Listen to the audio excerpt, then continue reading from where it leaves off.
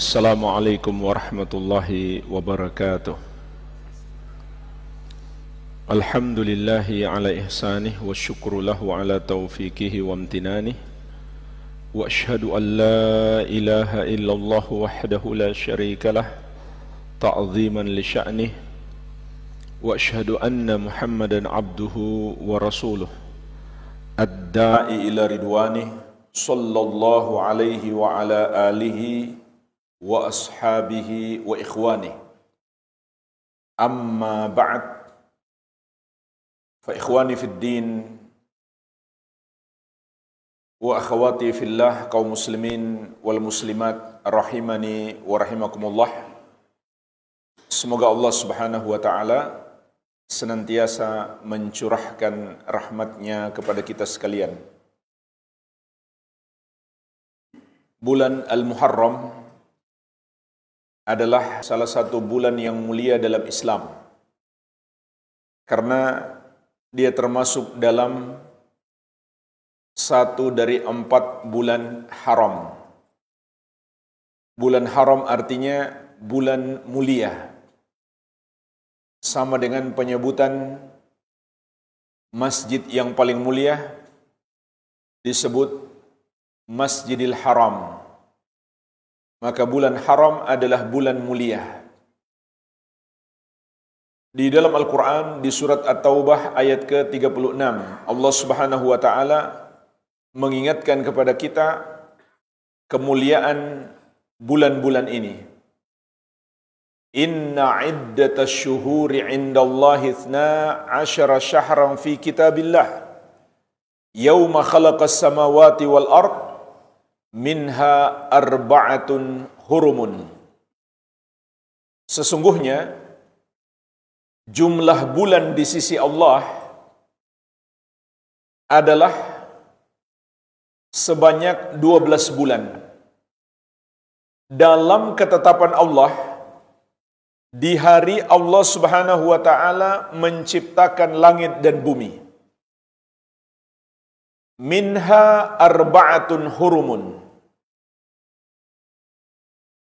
Di antaranya, kata Allah Subhanahu wa ta'ala, ada 4 bulan haram. Apa saja 4 bulan itu? Tidak disebutkan dalam Al-Quran,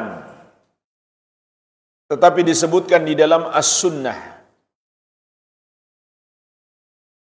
Dalam hadis Abu Bakrah radhiyallahu anhu yang diriwayatkan Al-Bukhari dan Muslim, Nabi sallallahu alaihi wasallam mengatakan, arba'atun hurumun, thalathatun mutawaliyat.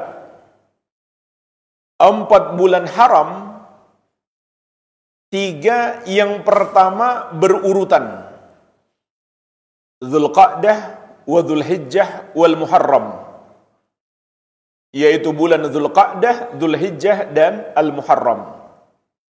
Jadi kita masih dalam rangkaian 3 bulan haram yang berurutan. Wa Rajabun, dan yang keempat bulan Rajab. Inilah jemaah sekalian 4 bulan haram. Maka ayat ini dan hadis yang menjelaskannya menunjukkan kepada kita kemuliaan bulan Al-Muharram sebagai salah satu bulan yang haram atau yang mulia yang ditetapkan di dalam Al-Quran dan Sunnah. Dan lebih khusus lagi, dalam hadis yang diriwayatkan Imam Muslim, Rasulullah SAW mengatakan, Syahrullahi al-Muharram, bulan Allah al-Muharram. Jadi bulan Al-Muharram dinamakan oleh Rasulullah SAW sebagai bulan Allah Subhanahu wa ta'ala. Menunjukkan di antara 4 bulan haram, Al-Muharram memiliki keistimewaan khusus, sehingga disebut bulan Allah Subhanahu wa ta'ala Al-Muharram. Imam Ibnu Katsir rahimahullah dalam tafsir beliau berkesimpulan wa ja'ala dzamba fihinna a'zam wal amala shalih wal ajra a'zam. Di bulan-bulan haram ini Allah jadikan dosa lebih besar serta amal soleh dan pahala juga lebih besar. Jadi jemaah sekalian, karena kemuliaan bulan-bulan ini, orang yang berbuat dosa padanya, maka dosanya lebih besar, melebihi bulan-bulan yang lain. Karena kalau seseorang berbuat dosa di bulan ini, seakan dia tidak memuliakan apa yang dimuliakan oleh Allah Subhanahu wa ta'ala. Sama juga dengan berbuat dosa di bulan Ramadan. Bulan Ramadan juga bulan mulia. Maka berbuat dosa padanya menjadi lebih besar. Karena seakan-akan orang yang berbuat dosa padanya tidak memuliakannya. Demikian pula jemaah sekalian amal soleh. Pahala yang Allah akan berikan kepada kita di bulan-bulan haram lebih besar. Oleh karenanya, secara umum, kita dianjurkan memperbanyak amal soleh di 4 bulan haram ini. Di antaranya bulan Al-Muharram. Amal soleh apa saja? Hendaklah kita tingkatkan. Karena ini kesempatan emas untuk menambah bekal-bekal kita dalam perjalanan hidup kita setelah mati.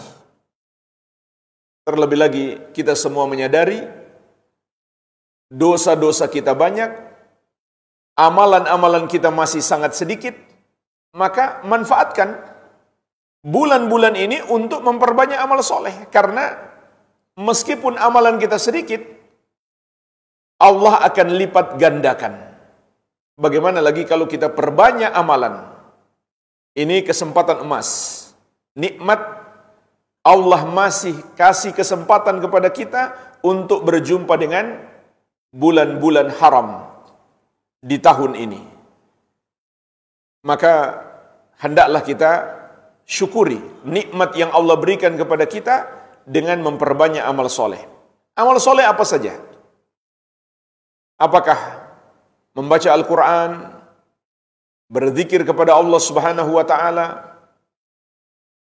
melakukan solat-solat sunnah, bersedekah, berbakti kepada orang tua, berbuat baik kepada tetangga, menolong orang yang kesusahan, dan seterusnya.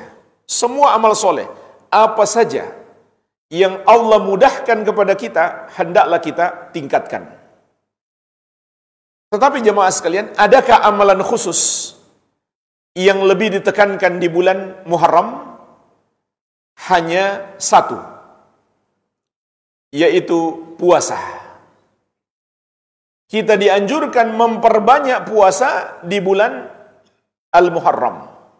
Sebab Rasulullah SAW mengatakan, afdalus siyam ba'da Ramadan syahrullahi al-Muharram.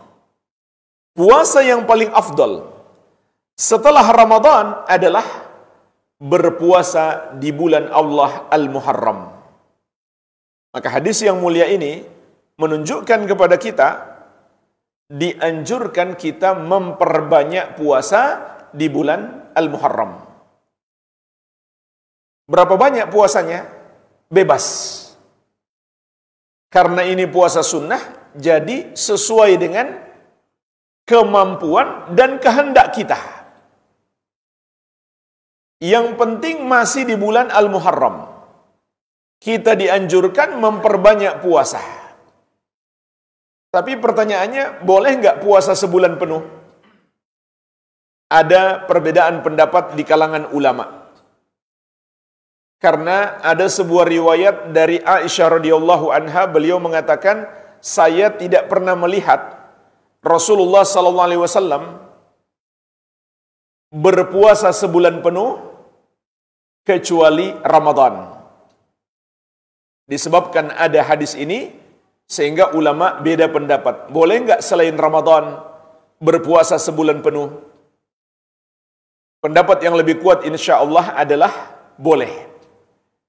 Karena ternyata ada riwayat yang lain, Aisyah radhiyallahu anha juga mengabarkan terkadang Nabi SAW berpuasa di bulan Sya'ban secara keseluruhan. Berarti menunjukkan Nabi SAW selain Ramadan pernah berpuasa sebulan penuh, yaitu bulan Sya'ban. Sampai sebagian istri Nabi SAW juga mengatakan beliau berpuasa 2 bulan berturut-turut. 1 bulan Sya'ban, yang kedua bulan Ramadan. Menunjukkan kepada kita, terkadang boleh saja kita berpuasa sebulan penuh selain Ramadan. Tapi mungkin muncul pertanyaan. Dalam hadis dikatakan, puasa yang paling afdal setelah Ramadan adalah berpuasa di bulan Allah Al-Muharram. Tapi kenapa Rasulullah SAW selain bulan Ramadan lebih banyak puasa sunnah di bulan Sya'ban? Padahal beliau sendiri mengatakan puasa yang paling afdal setelah Ramadan adalah berpuasa di bulan Allah Al-Muharram. Maka Imam Nawawi rahimahullah menjelaskan 2 alasan, 2 kemungkinannya. Kemungkinan yang pertama, Rasulullah SAW baru diberitahukan oleh Allah Subhanahu wa Ta'ala keutamaan puasa bulan Al-Muharram melebihi bulan-bulan yang lain di akhir hayat beliau, sehingga beliau tidak sempat memperbanyak puasa di bulan Al-Muharram. Kemungkinan yang kedua, kata beliau, karena Rasulullah SAW memiliki uzur. Mungkin beliau melakukan safar atau sakit ataupun uzur yang lain, sehingga beliau lebih banyak berpuasa di bulan Sya'ban dibandingkan bulan Al-Muharram. Namun jemaah sekalian, lafaz hadis sangat tegas langsung dari lisan Rasulullah SAW, diriwayatkan Imam Muslim dari Abu Hurairah radhiyallahu anhu, kata Nabi SAW, afdalus siyam ba'da Ramadan syahrullahi al-Muharram. Puasa yang paling afdal setelah Ramadan adalah berpuasa di bulan Allah Al-Muharram. Dan puasa itu sendiri jemaah sekalian adalah amal soleh yang sangat agung. Maka hendaklah kita perbanyak puasa di bulan Al-Muharram ini, suatu kesempatan emas bagi kita. Namun jemaah sekalian, yang lebih afdal dari keseluruhan waktu di bulan Muharram untuk berpuasa adalah tanggal 10 Muharram. Ini yang paling afdal. Para ulama menyebutkan banyak sekali keutamaan puasa 10 Muharram. Di antaranya, yang pertama, masuk di dalam keutamaan puasa di bulan Muharram secara umum. Yang Nabi SAW mengatakan, afdalus siyam ba'da Ramadan syahrullahi al-Muharram.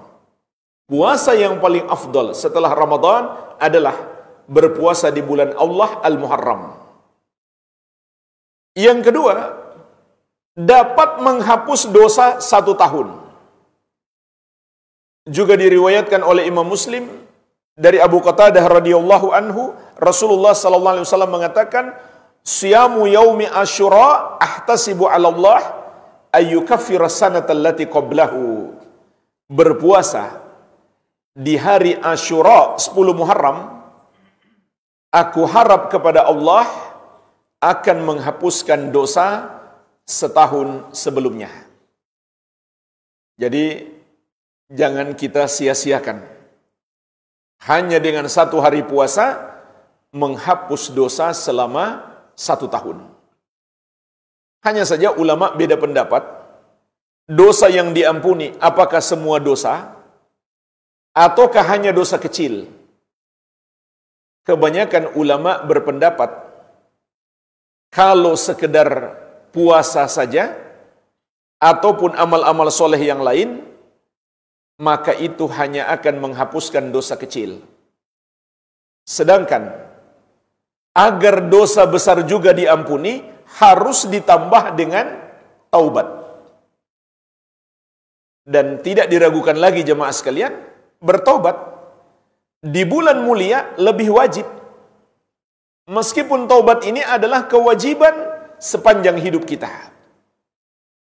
Kita semuanya butuh selalu bertobat. Tapi di bulan mulia, taubat menjadi lebih wajib. Jadi, agar dosa-dosa besar kita juga diampuni oleh Allah, hendaklah kita sertakan dengan taubat. Bersama dengan puasa di bulan Al-Muharram secara umum, dan puasa tanggal 10 Muharram secara khusus. Bagaimana caranya bertaubat? Dengan memenuhi syarat-syarat taubat. Yang pertama, kita lakukan ikhlas karena Allah. Yang kedua, kita menyesali dosa itu. Dan ini hakikat taubat.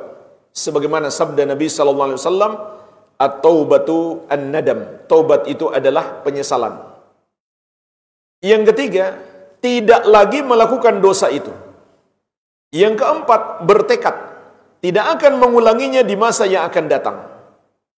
Yang kelima, belum habis waktunya. Kapan waktunya habis? Apabila kematian sudah datang menjemput atau matahari terbit dari arah barat.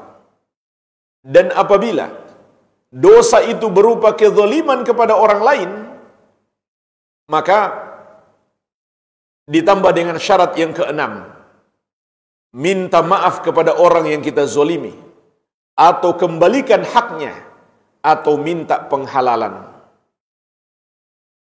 Inilah jemaah sekalian cara bertobat, dengan memenuhi 5 atau 6 syarat taubat. Keutamaan puasa Asyura yang ketiga adalah Rasulullah SAW sangat bersemangat menjaga puasa ini. Bersemangat untuk melakukannya. Sebagaimana dalam hadis yang diriwayatkan Al-Bukhari dan Muslim, Ibnu Abbas radhiyallahu anhuma mengatakan, "Ma ra'aitun nabiyya sallallahu alaihi wasallam yataharra siyama yaumin faddalahu ala ghairihi illa hadzal yaum yauma Asyura wa hadha syahr yakni syahr Ramadan."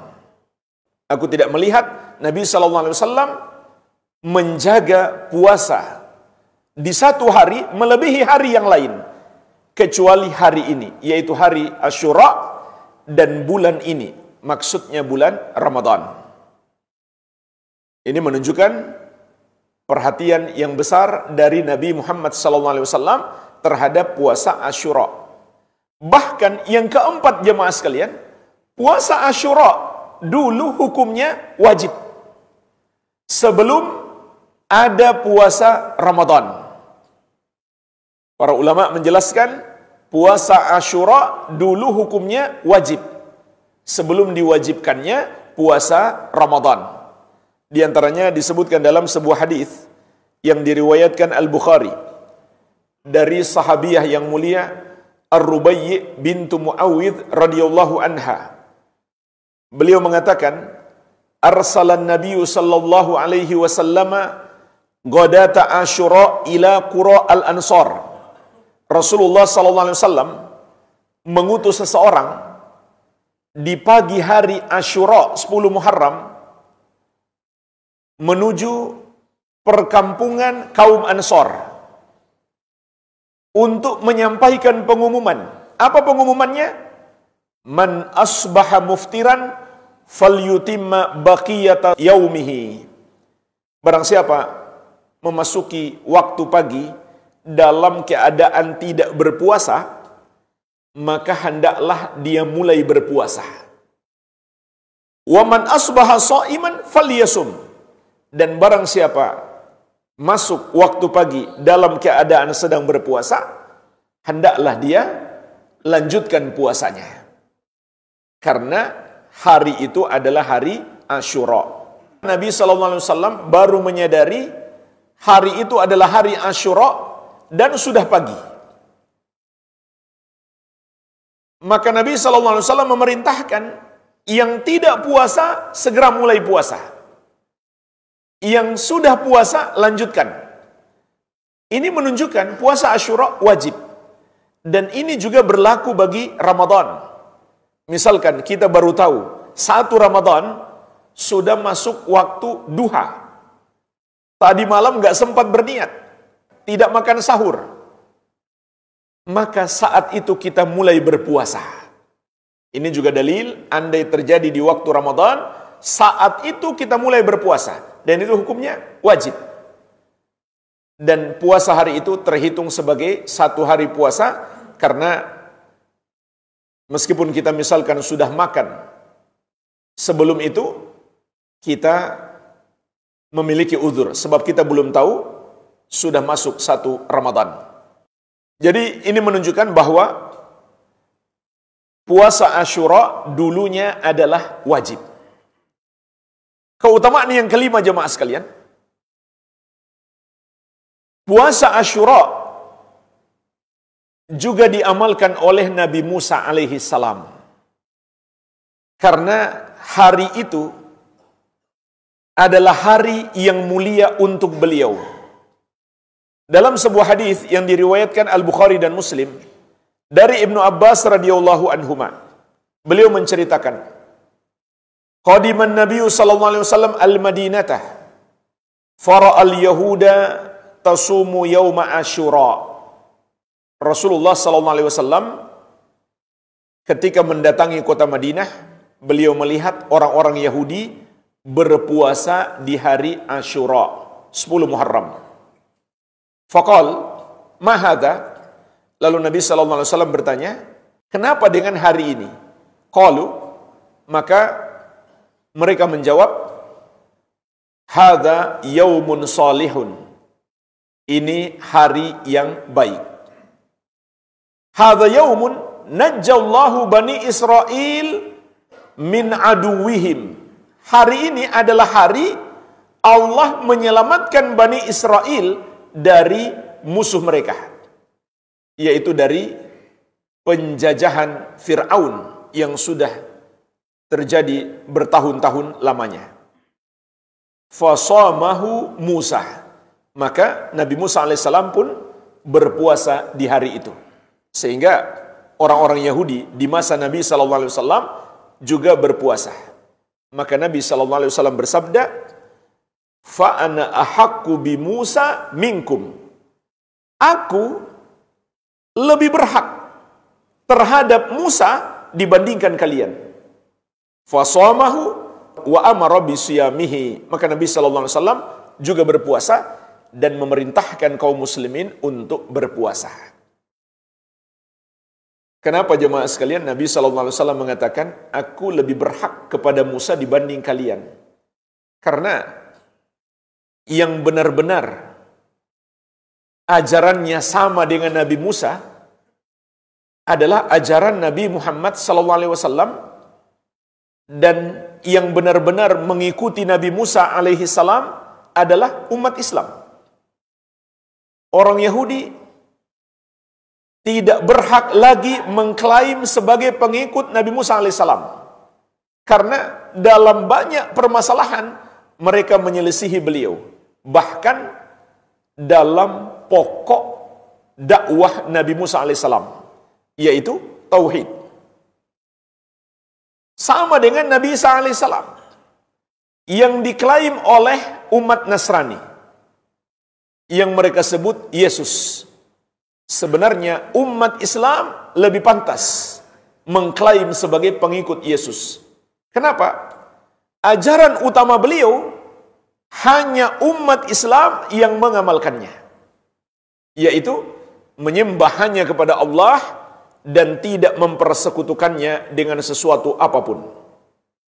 Sebagaimana di surat An-Nahl ayat ke-36, Allah Subhanahu wa taala menegaskan, "Walaqad ba'atsna fi kulli ummatin rasulan an i'budullaha wajtanibut tagut." Dan sungguh kami telah mengutus pada setiap umat itu seorang rasul.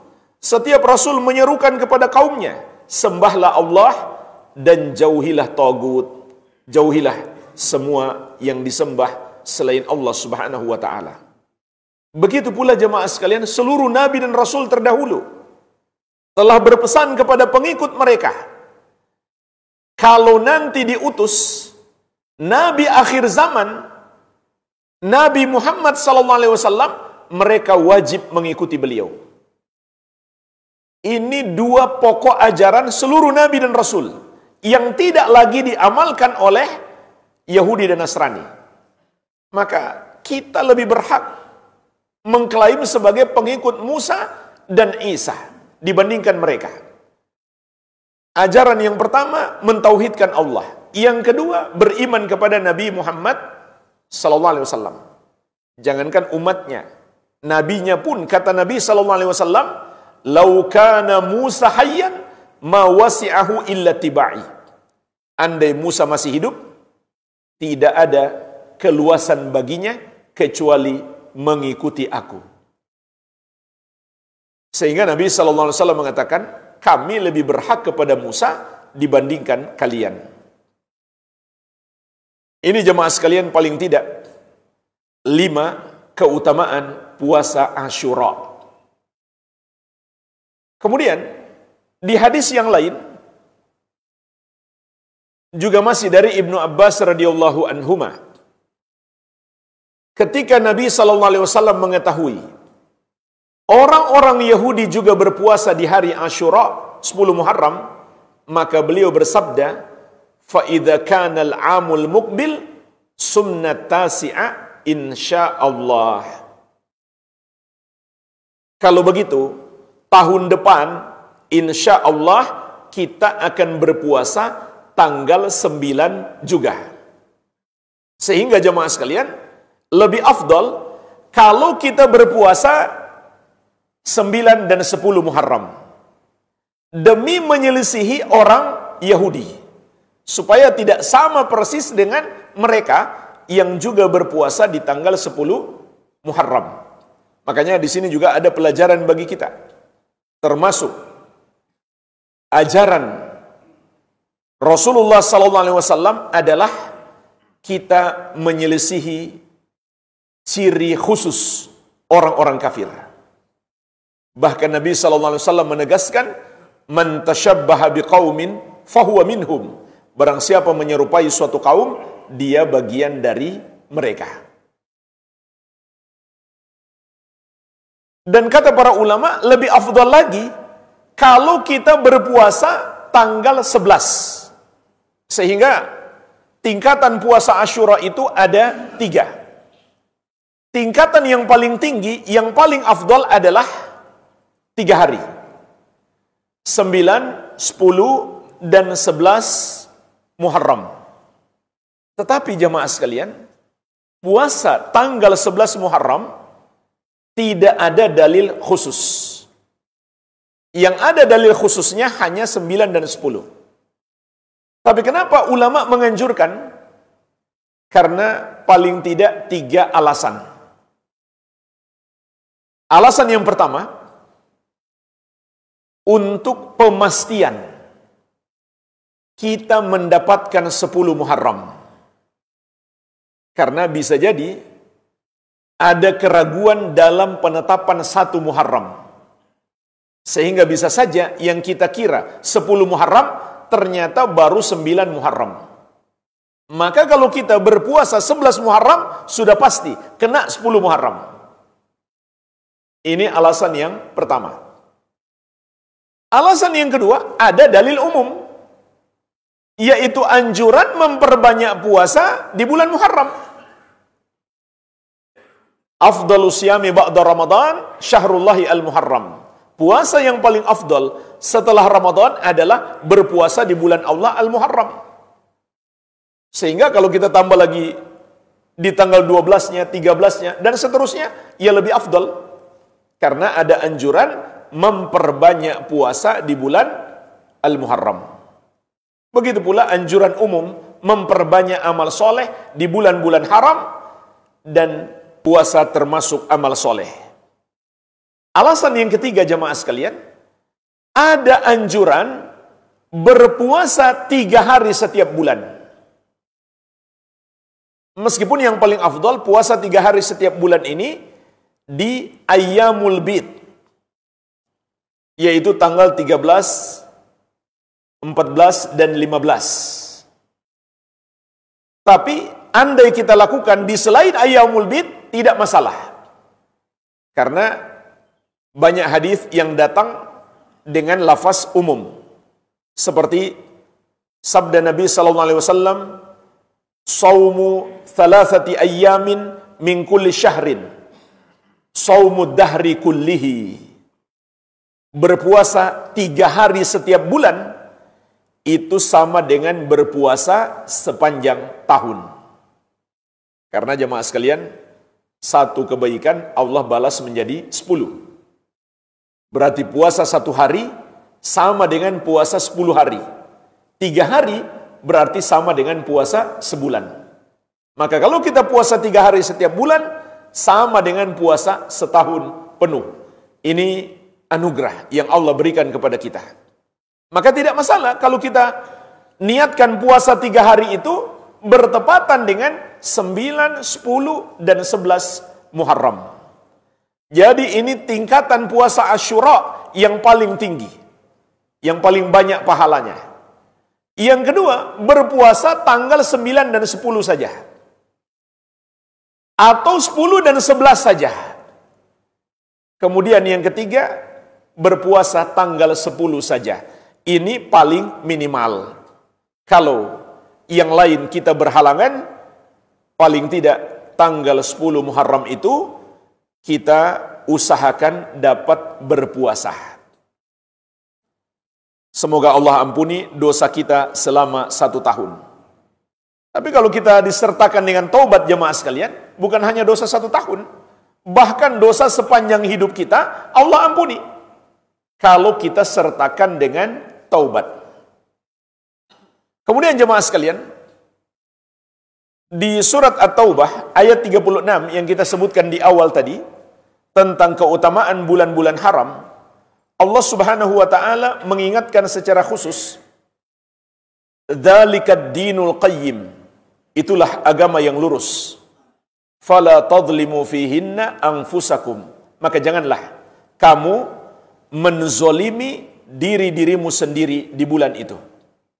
Jadi ada penekanan dari Allah melarang kita berbuat zolim di bulan-bulan haram.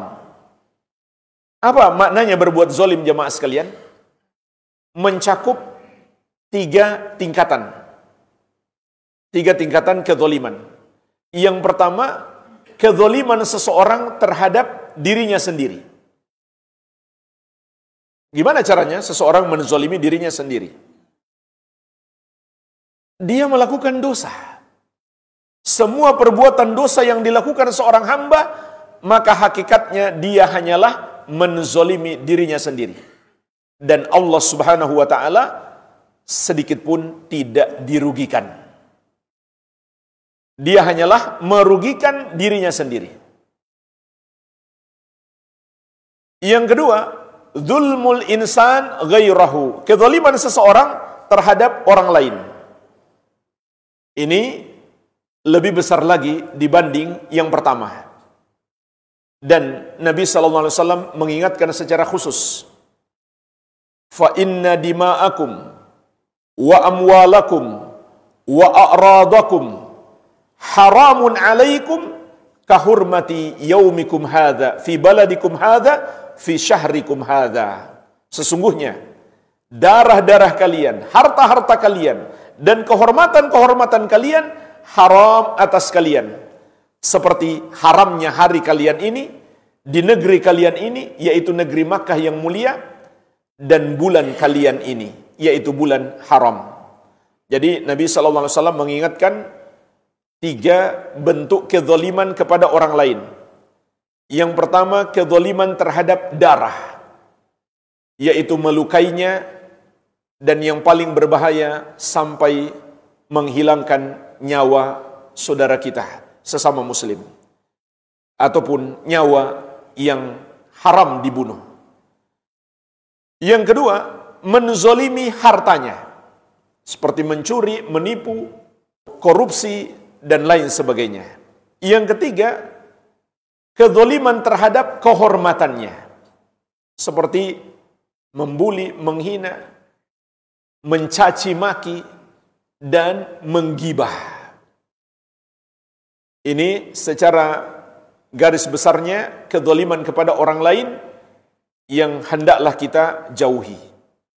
Kemudian tingkatan kezaliman yang ketiga adalah azlamu zulm, kezaliman terbesar, yaitu perbuatan dosa syirik dan kufur.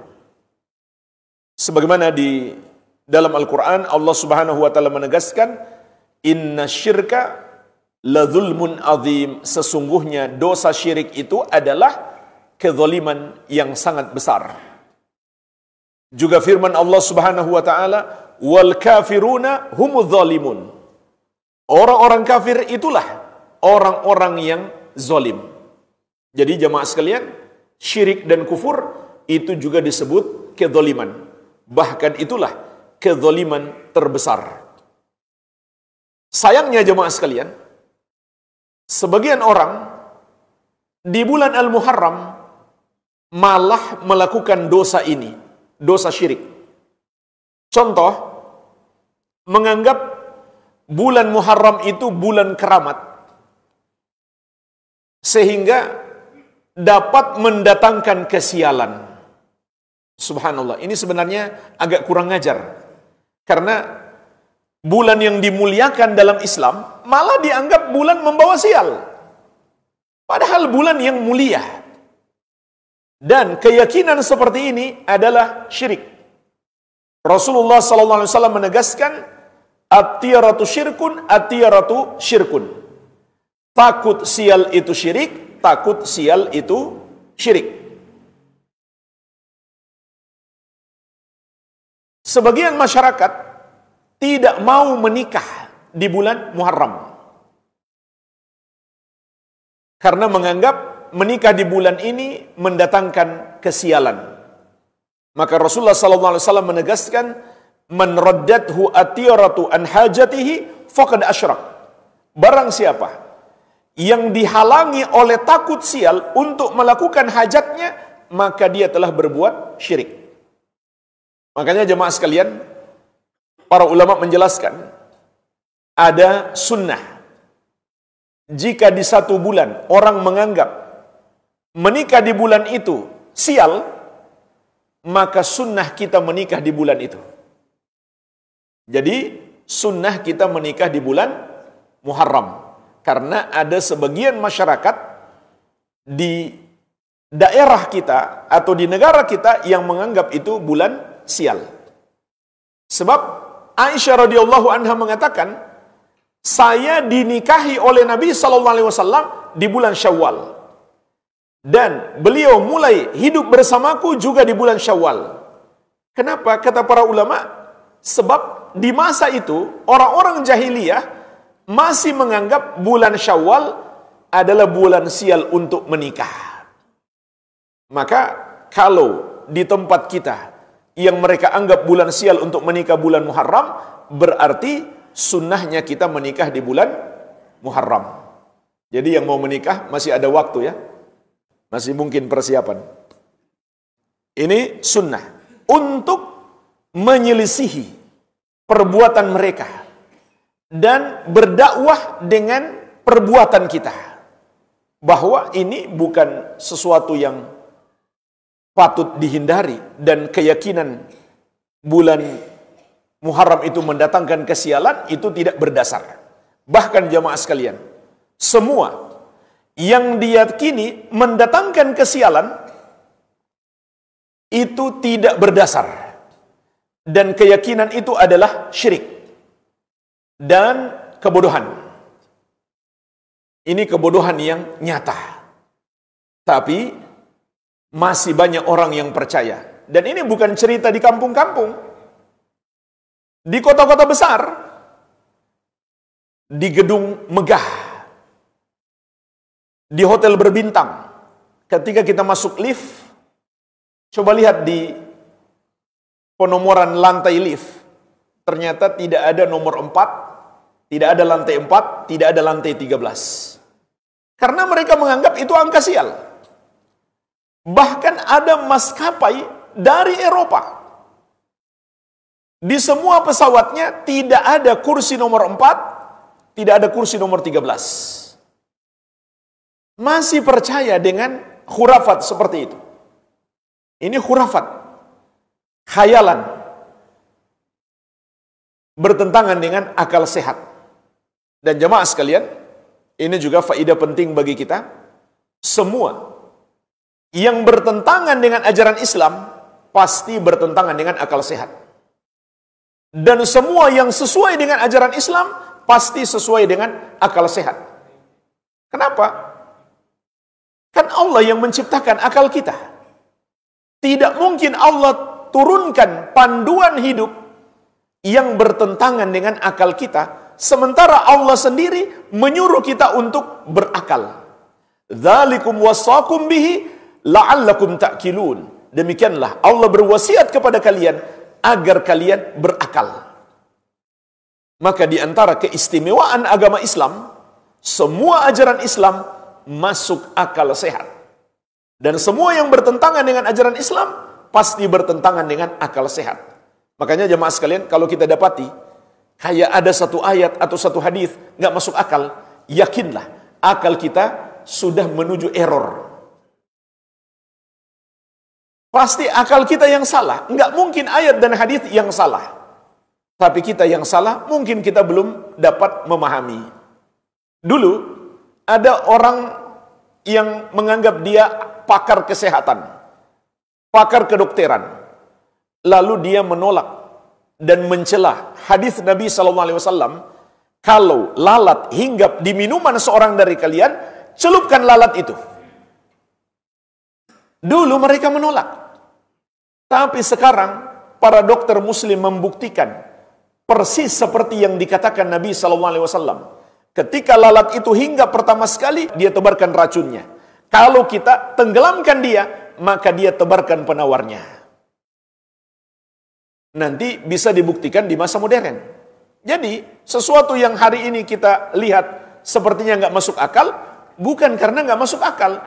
Cuma akal kita yang masih bodoh. Belum tahu hakikatnya, belum bisa menggapainya. Maka ini termasuk syirik, menganggap ada sesuatu yang bisa mendatangkan kesialan. Dan tidak ada sesuatu apapun yang Allah tetapkan bisa mendatangkan kesialan kecuali satu. Apa itu? Dosa kita, itu saja. Itu saja yang perlu kita takutkan. Itu pun masih ada solusi. Solusinya apa? Ya bertobat.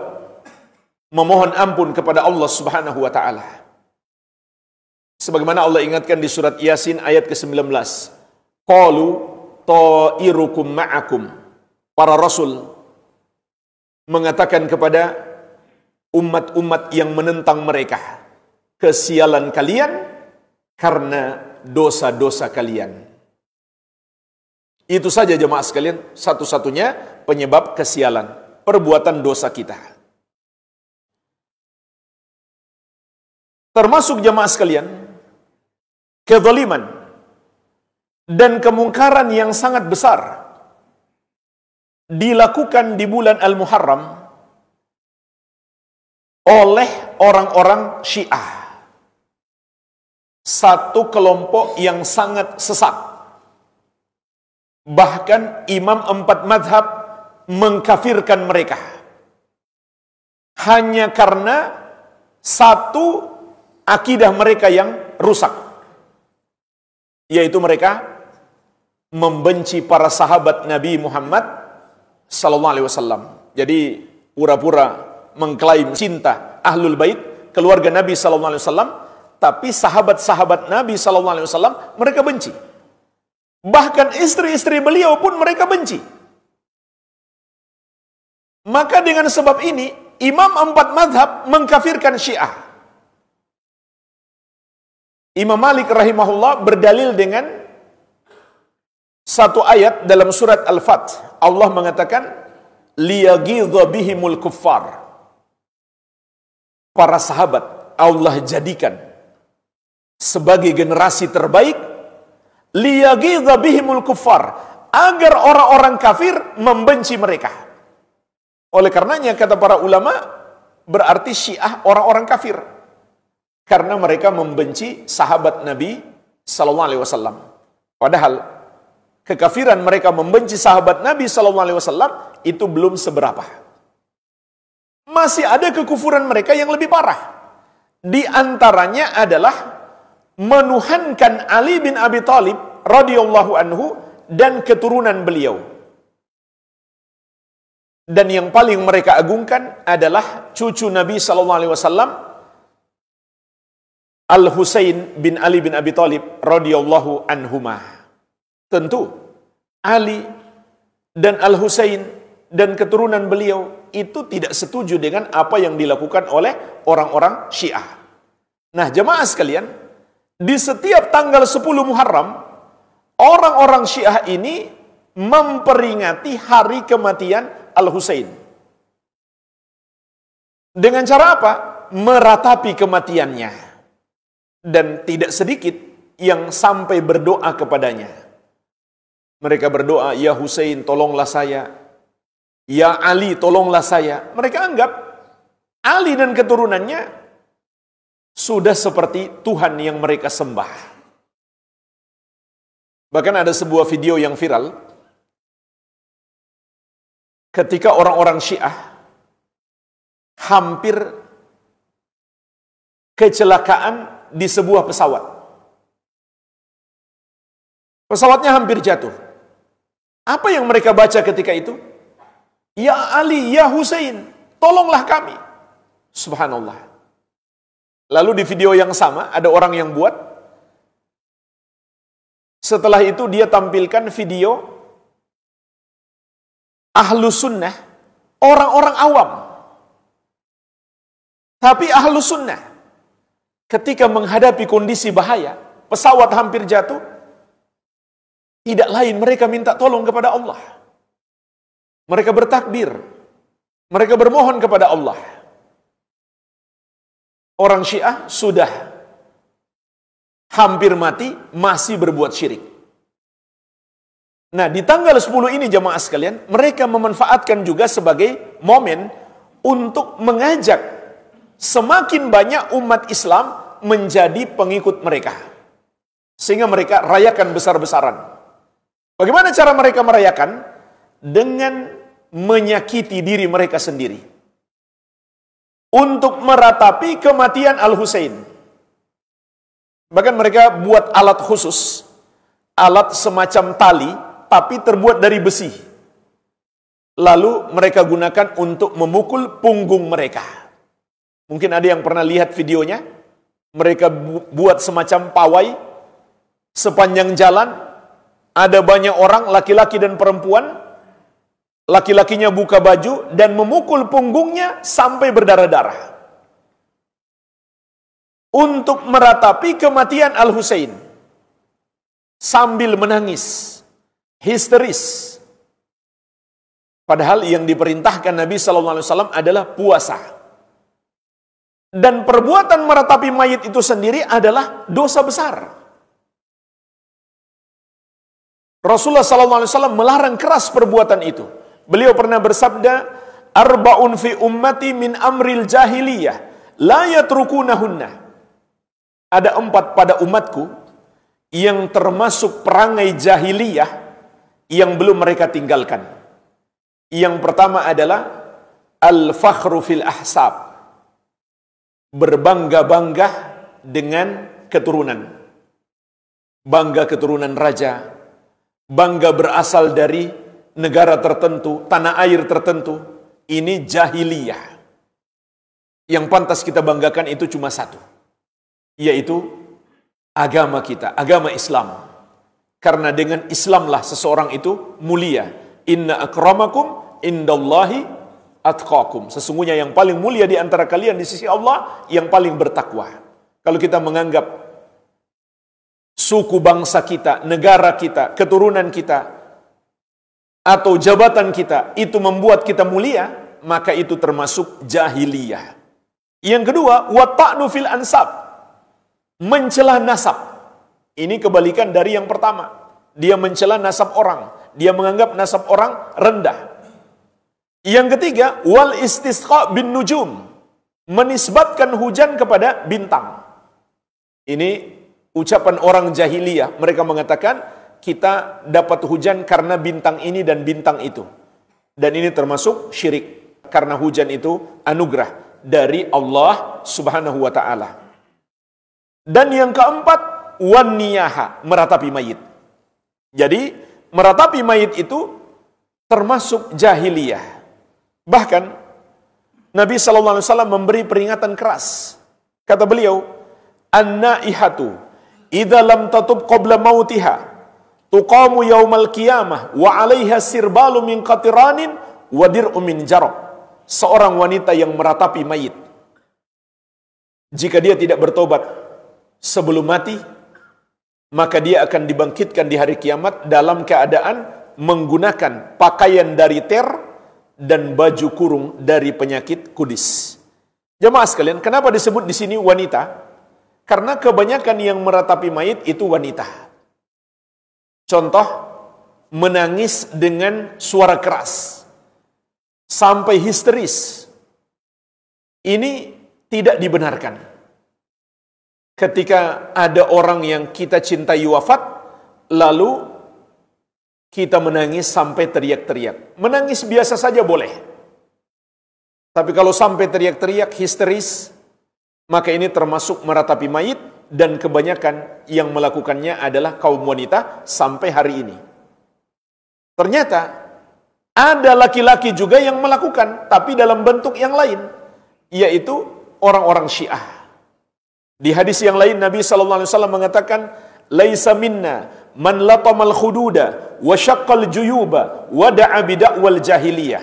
Bukan bagian dari kami orang yang ketika ditimpa musibah dia menampar-nampar pipi, menyakiti dirinya sendiri, dan merobek-robek pakaian, merusak propertinya sendiri, dan menyeru dengan seruan jahiliyah. Ini hadis yang tegas melarang perbuatan mereka, menyakiti diri sendiri karena tertimpa musibah.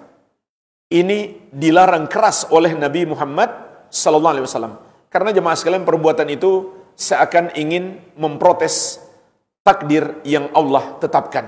Sehingga itu termasuk dosa yang sangat besar, dan itu menunjukkan ketidaksabaran menghadapi musibah yang Allah berikan.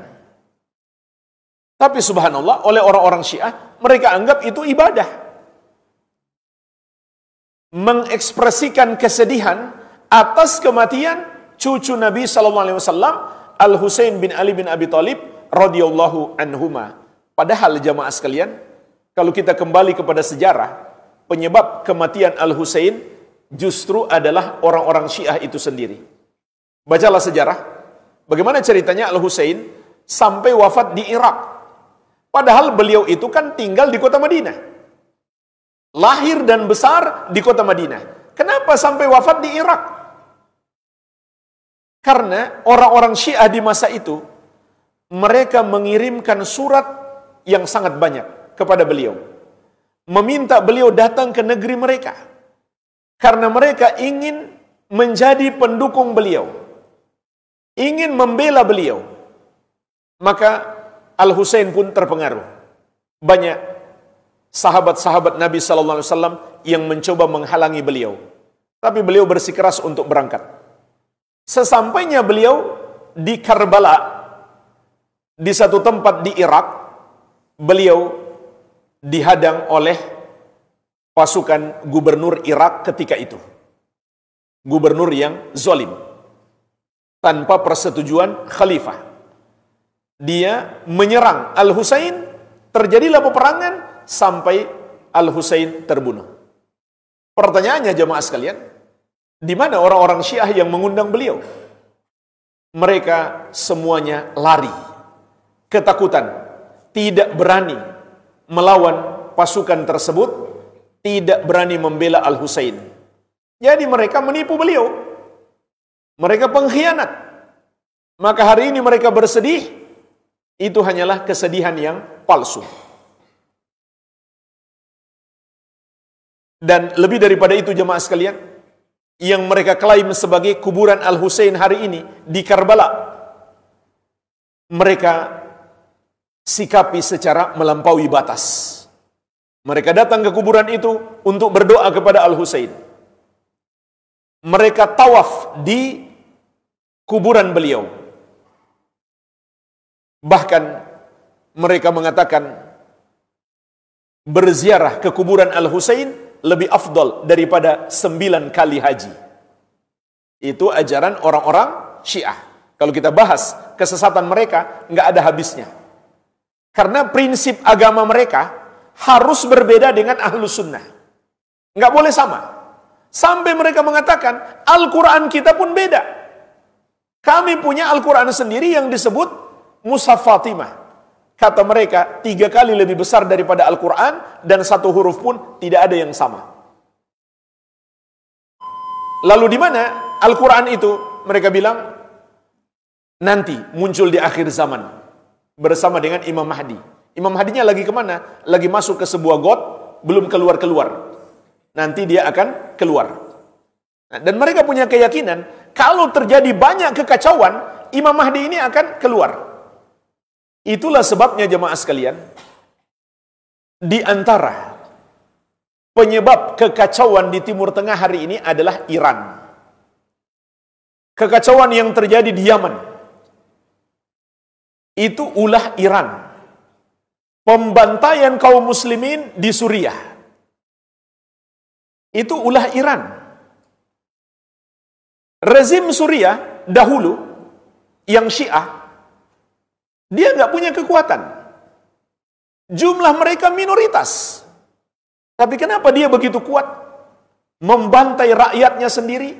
Karena di belakangnya adalah Iran. Maka kalau hari ini Iran menyerang Yahudi, kita jangan memandang mereka itu pahlawan. Tapi ini adalah 2 musuh umat Islam yang lagi berperang. Dan kita bersyukur. Tapi jangan memandang Iran itu pahlawan, tidak. Mereka pembantai umat Islam juga. Tidak kalah dengan yang dilakukan oleh Yahudi terhadap kaum muslimin di Palestina. Walhamdulillah, Suriah sekarang sudah aman. Tapi sebelum itu, umat Islam dibantai, dihabisi di Suriah. Tidak kalah dengan pembantaian yang di Palestina. Bahkan mungkin lebih parah. Yang menimpa umat Islam di Suriah, itu bisa jadi lebih parah daripada yang menimpa umat Islam di Palestina. Jadi yang lagi berperang ini sama-sama musuh umat Islam. Kita bersyukur, alhamdulillah, umat Islam jadi agak tenang karena mereka berperang. Jangan kita menganggap Iran itu sebagai pahlawan. Dan seluruh negara Islam, seluruh majelis ulamanya, itu menyatakan Syiah sesat. Hanya Iran satu-satunya negara yang resmi mengakui Syiah, bahkan dijadikan sebagai mazhab resmi negara. Tapi selain Iran, semua negara Islam, seluruh majelis ulamanya menyatakan Syiah sesat. Dan Majelis Ulama Indonesia pernah menerbitkan buku khusus tentang kesesatan Syiah. Ini buku bagus, bukunya tidak terlalu tebal, resmi diterbitkan oleh Majelis Ulama Indonesia tentang kesesatan Syiah. Maka kita harus berhati-hati. Biasanya setiap tanggal 10 Muharram mereka jadikan momen kesempatan untuk menyesatkan umat Islam. Padahal yang diperintahkan Nabi SAW adalah berpuasa, bukan merayakan hari kematian Al-Husain bin Ali bin Abi Thalib radhiyallahu anhuma. Dan mereka menggambarkan seakan-akan umat Islam membenci Ahlul Bait. Padahal seluruh ulama Islam, seluruh ulama ahli sunnah mengajarkan umat Islam untuk mencintai keluarga Nabi Muhammad SAW, termasuk dua cucu beliau, Al-Hasan dan Al-Husain bin Ali bin Abi Thalib radhiyallahu taala anhum ajmain. Tapi kita tidak boleh berlebihan, tidak boleh melampaui batas dalam menyikapi keturunan Nabi Muhammad SAW. Contoh melampaui batas itu jamaah sekalian, sampai menganggap mereka itu maksum, nggak mungkin salah. Apa saja yang mereka ajarkan pasti benar. Juga termasuk berlebihan, misalkan berebutan sisa air minumnya, bahkan ada yang sampai rebutan bekas cuci kakinya. Ini sangat berlebihan. Itu bukan ajaran Islam. Kita memuliakan keluarga Nabi SAW, tapi tidak berlebihan seperti yang dilakukan oleh orang-orang Syiah.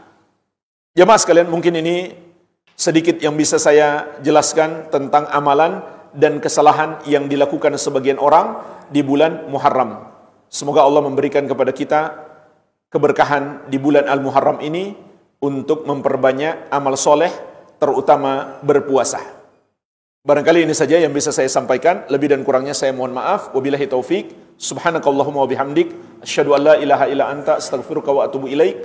Wa sallallahu ala nabiyina Muhammadin wa alihi wa sallam. Walhamdulillahi rabbil alamin. Wassalamualaikum warahmatullahi wabarakatuh. Al-Amwa menemani ibadahmu juga hijrahmu.